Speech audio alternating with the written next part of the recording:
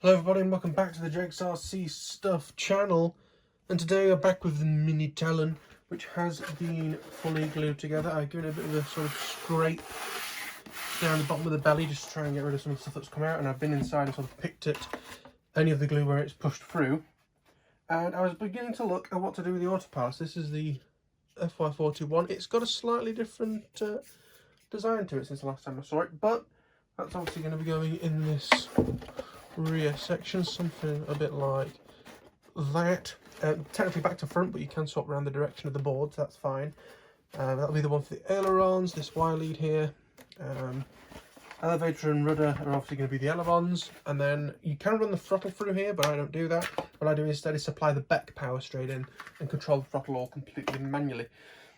The problem is that I realised I kind of needed to work out what I'm doing with the canopy situation, because obviously the system that comes with it is like a big rubber band that goes through sort of these things here. I don't get that, in all honesty. I don't know why, and to be honest with you, I've now actually lost them. So we can't do that anyway. But what I have from another project is some magnets from Magnet Expert, apparently. They're 25 by 8 by 2 and 35 neodymium magnets. There's a part number and everything if you're playing along at home. And they actually fit more or less brilliantly in here. So what I'm going to try to begin with is just magnets, see what I think to them, and then going from there. Obviously the one that's on the back maybe taped down if I don't need to get into it, just as a separate precaution. And if I wanted to, I could always put a big rubber band round the one in the front, but it just doesn't look very nice. Again, it's a shame that they've gone down this really daft, silly, stupid route. But we will carry on. So what I need to do is look at removing a smidgen of foam so that this can sit in properly without it being a problem. Now, looking at this tab here, as you can possibly tell, there isn't that much foam below there. So I think what I'm going to do for this one, because there's much foam to dig into below, is just glue that more or less straight on top of there, because I've got plenty of foam to take out of the canopy. So what I'm going to do, I do have a relatively new blade in the scalpel, so I could do that removing foam. And what I'm doing is I'm just making a slice into the foam in, like, can I show you, like this, so that I can try and push this magnet further in. Aha. So I can push this magnet in like that,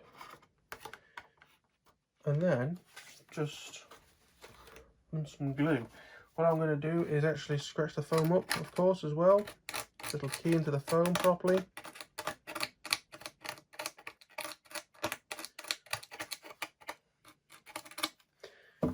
And I will give the magnet itself, if I can find any,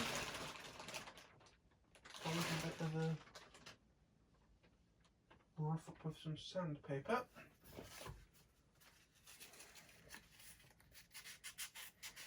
Just to make it a little bit less shiny, so that probably not great in there and putting my skin oils back onto it, but never mind. And yeah, we're going to glue that in there. Thick super glue, I think, is the order of the day. A bit of kick it, and just going to run the glue. If any will come out, and then across that edge, and then sort of push that in, try and get it roughly in the middle if you can. There we are, and then spray it.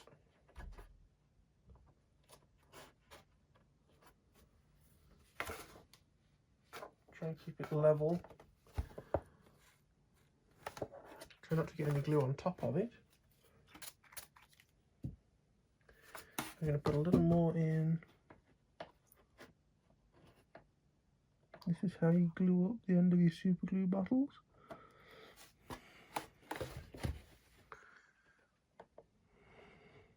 There we are.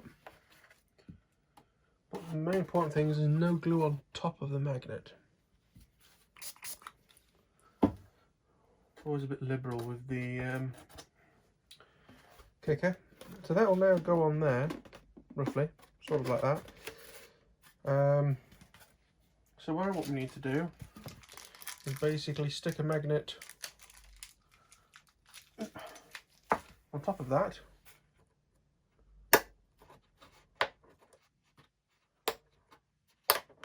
Hang on. Oh god, that's not glued very well. Oh god. Oh god, whoop.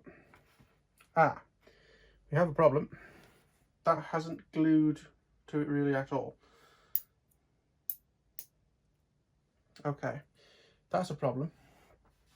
Because, obviously we don't want this coming off in mid-air. Let me try and sand off some of this glue. So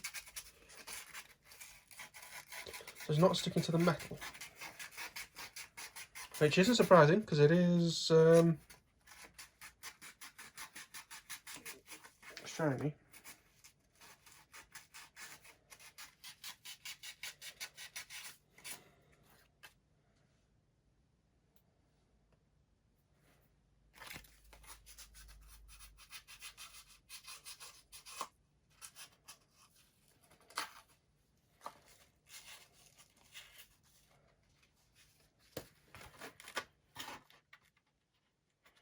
Oh, the foam's gone a bit.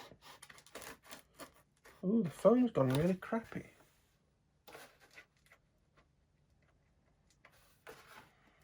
Oh, that's really interesting. This foam has just gone really squidgy.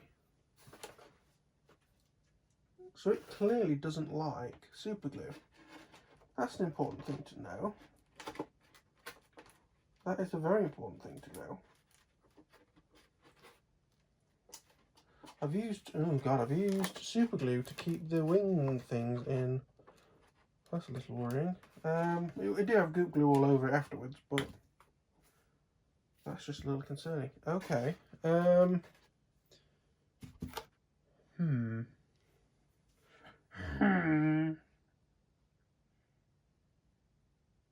see, the thing is this is where I start getting really frustrated at XUAV for coming up with this ridiculous design.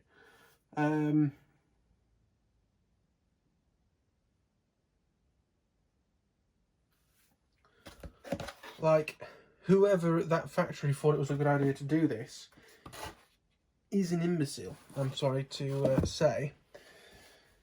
A possible suggestion that I've got is to sort of do what they suggest, but do it in a sensible way. So here's like a modelling rubber band. These are the thicker type.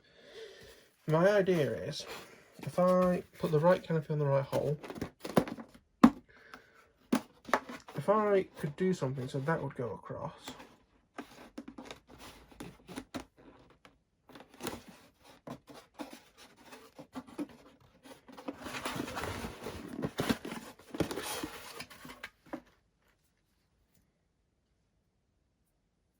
Because my thing is, over time,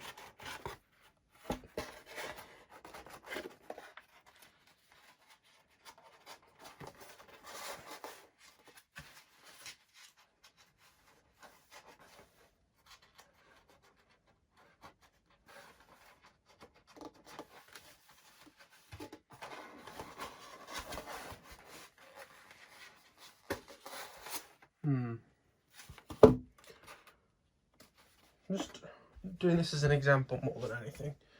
Give me a sec.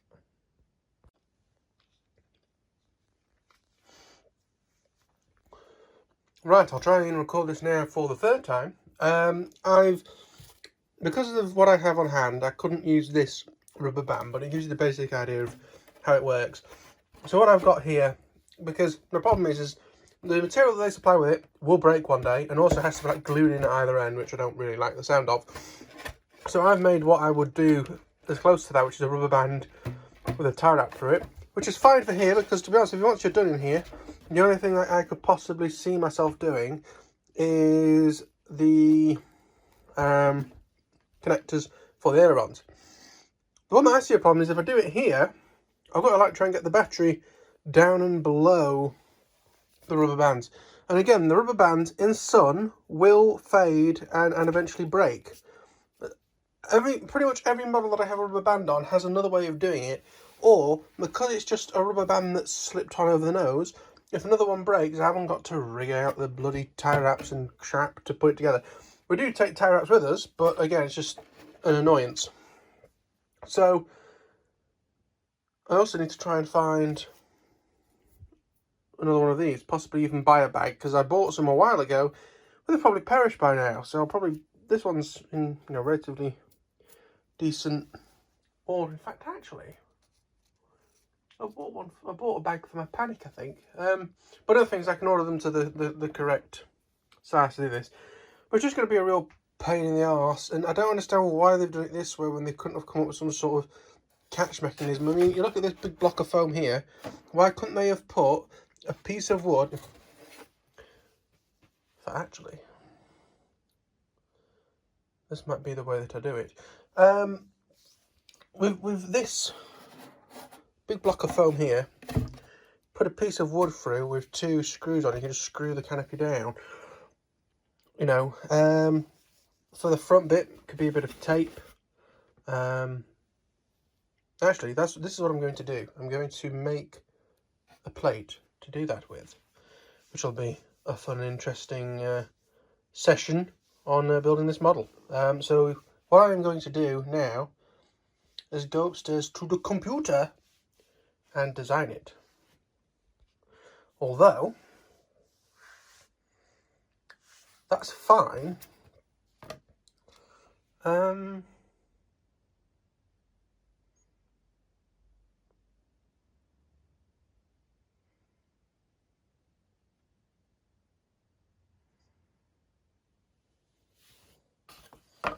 But what about crushing this foam, putting it on and off? That's the problem.